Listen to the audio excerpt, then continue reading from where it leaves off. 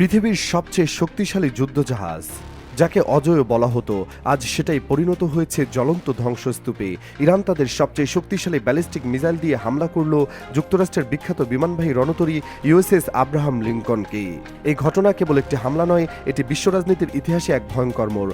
ঘটনাটি ঘটেছে সমুদ্রের বুকে, যেখানে কোনো সীমানা নেই। ইরান তাদের খারিজ ফার্স্ট মিসাইলগুলো ছুড়ে মেরেছে সরাসরি আমেরিকার নৌবহরের প্রাণকেন্দ্রে। প্রায় 1000 কিলোমিটার দূর থেকে ছুটে আসা এই মিসাইলগুলো শব্দের চেয়ে 12 থেকে 14 গুণ বেশি গতিতে আঘাত এনেছে রণতরীর ডেকে। 4টি মিসাইলের অন্তত 2টি সরাসরি ধাক্কা দিয়েছে জাহাজটিকে। ধাক্কাটা এতটাই তীব্র ছিল যে মহাকাশ থেকেও তা দৃশ্যমান হয়েছিল। চীনের স্যাটেলাইট ইমেজ থেকে স্পষ্ট বোঝা গেছে জাহাজটির অবস্থান এখন সংকটাপন্ন। এটি কোনো সাধারণ যুদ্ধ নয়, এটি প্রযুক্তির এক ভয়ঙ্কর বহিঃপ্রকাশ। এই হামলার পেছনের গল্পটাও কম নাটকীয় নয়। বহুদিন ধরে ইরান চেয়ে আসছিল যুক্তরাষ্ট্রের এই আধিপত্যবাদী নীতির জবাব দিতে। যুক্তরাষ্ট্র তাদের বিমানবাহী রণতরী নিয়ে সারা বিশ্বের সাগর মহাসাগরে মহড়া দিয়ে বেড়ায়। তারা বিভিন্ন দেশের ওপর চাপ প্রয়োগ করে, কিন্তু এবার তারা একটি রেড লাইন অতিক্রম করে ফেলেছে। খবর পাওয়া গেছে আয়াতুল্লাহ খামিনির উপর হামলা হয়েছে এবং তিনি নিহত হয়েছেন। সেটি ছিল ইরানের জন্য সবচেয়ে বড় ধাক্কা এবং একই সাথে প্রতিশোধের ডাক। তাই তারা তাদের সবচেয়ে শক্তিশালী অস্ত্রটি বের করে এনেছে। এটি ছিল আত্মরক্ষার খাতিরে নয়, বরং অস্তিত্ব রক্ষার লড়াই। এই ঘটনায় চীনের ভূমিকা অত্যন্ত গুরুত্বপূর্ণ। ইরান যে খারিজ ফার্স্ট মিসাইল ব্যবহার করেছে তা আসলে চীনের বিখ্যাত DF-21 ক্যালিবার মিসাইলের একটি কপি। শুধু তাই নয়, হামলার সময় চীনের স্যাটেলাইট থেকে প্রাপ্ত নিখুঁত জিপিএস ডাটা এবং পজিশনিং সিস্টেম ইরানকে সাহায্য করেছে 800 থেকে 1000 কিলোমিটার দূর থেকেও নিখুঁত নিশানা করতে। চীন সরাসরি হামলায় অংশ না নিলেও তাদের প্রযুক্তিগত সহায়তা ছাড়া এই অপারেশন সফল হওয়া সম্ভব ছিল না। যুক্তরাষ্ট্র জানে যে এই মিসাইলগুলো আকাশ থেকে সমুদ্রের বুকে নেমে আসার সময় এতটাই দ্রুতগামী হয় যে তাদের যে কোনো প্রতিরক্ষা ব্যবস্থা ব্যর্থ হওয়ার সম্ভাবনা শতভাগ। ঘটনাটি ঘটার পর থেকে সামাজিক যোগাযোগ মাধ্যমগুলোতে তোলপাড়।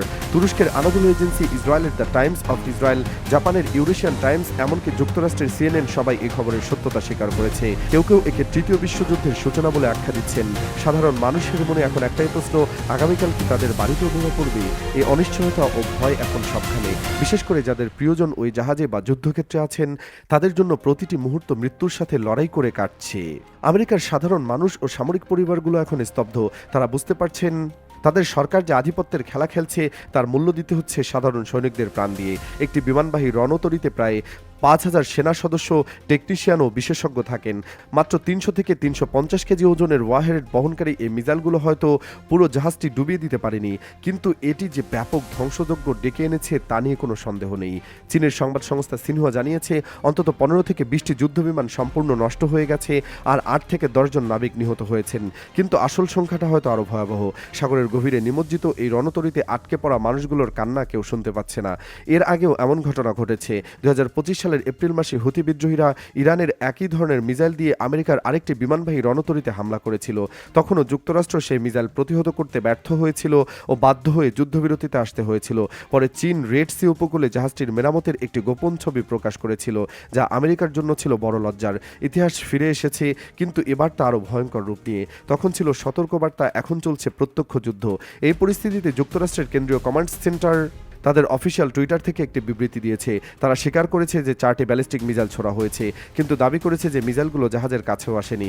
তারা বলছে তাদের জাহাজ অক্ষত আছে, কিন্তু প্রশ্ন হলো যদি মিসাইলগুলো ধরা পড়তো বা ভূপাতিত করা হতো তবে তারা সেটা নিয়ে ব্যাপক প্রচার চালাতো।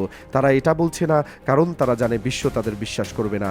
বাস্তবতা হলো পশ্চিমাদের নিজেদের সামরিক বিশ্লেষকরাও স্বীকার করেছেন যে চীনের প্রযুক্তিতে তৈরি এই মিসাইলগুলোকে আটকানো প্রায় অসম্ভব। ঘন্টায় 8 থেকে 9000 কিলোমিটার বেগে আসা একটি মিসাইল মুহূর্তে ঠেকানোর মতো কোনো প্রযুক্তি বর্তমানে যুক্তরাষ্ট্রের হাতে নেই। এই ঘটনায় কার লাভ, কার ক্ষতি? সরাসরি লাভ ইরান ও তার মিত্রদের। তারা প্রমাণ করে দিয়েছে যে আমেরিকা অজয় নয়, না ফায়ার করে যুদ্ধের ময়দানে নিজের আধিপত্য বাড়িয়েছে। আর ক্ষতিটা সবচেয়ে বেশি হয়েছে যুক্তরাষ্ট্রের। তাদের বিলিয়ন বিলিয়ন ডলারের সামরিক সামগ্রী ধ্বংস হয়েছে, আর সাথে সাথে তাদের বিশ্বজুড়ে ভীতি প্রদর্শনের ক্ষমতাটাও চ্যালেঞ্জের মুখে পড়েছে। যুক্তরাষ্ট্রের প্রেসিডেন্ট ডোনাল্ড ট্রাম্প এখন শান্তির আবেদন করছেন। তিনি বলছেন নতুন নেতৃত্বের সাথে বসে যুদ্ধবিরতির চুক্তি করতে চান, কিন্তু ইরান তা প্রত্যাখ্যান করে দিয়েছে।